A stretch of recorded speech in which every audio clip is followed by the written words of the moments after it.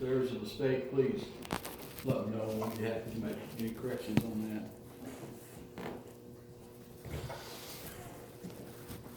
All right. Good to be in the Lord's house this morning. Thank the Lord.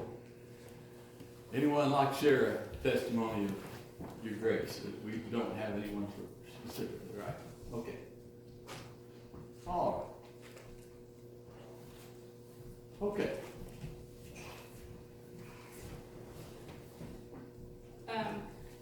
I feel like if I ask everybody else to do it, that I need to be willing to do it to give my testimony of how I was saved. I was born and raised until I was 13 in Wyoming. And out there in my childhood, they would have these old-time camp meetings, complete with this big circus-type tent, sawdust on the floor, and that would be where we would go for a week or longer for camp meeting.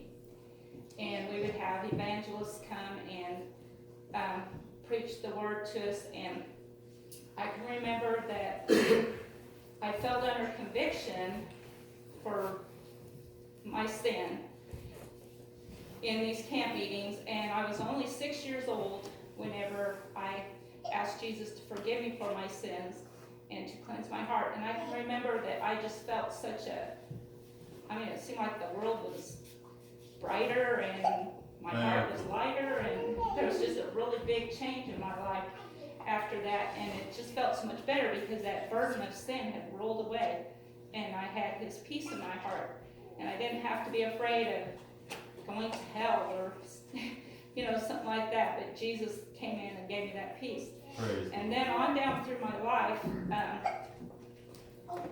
there came a point where I needed to completely yield my whole self to God. Yes. And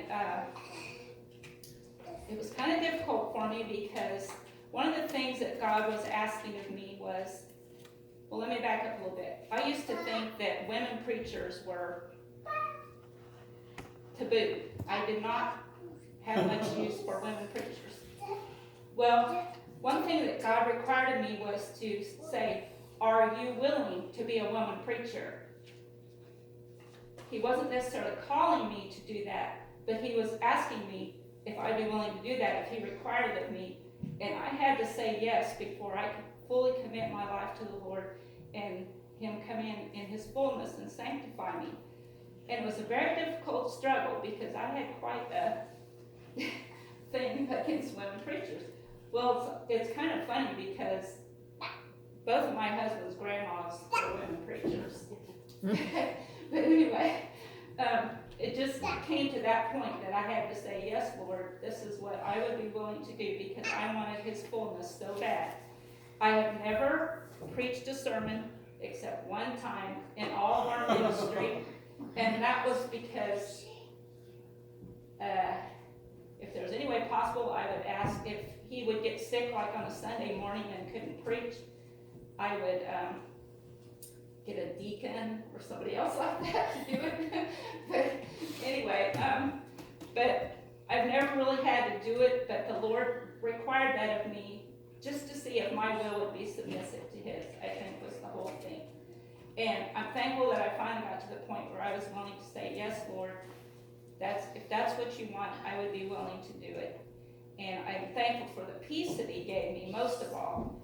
And sometime after that, there was an issue that came up that was a very difficult issue that we had to face in our ministry. And before it happened, just out of the blue, I don't think I heard an audible voice, but I just felt this assurance in my heart saying, you are sanctified. And it's a good thing I knew that before we had to face the issue that we had to face. So God is faithful, and I'm very grateful that he does care about us and that we can have that peace in our hearts. Praise the Lord. Thank the Lord.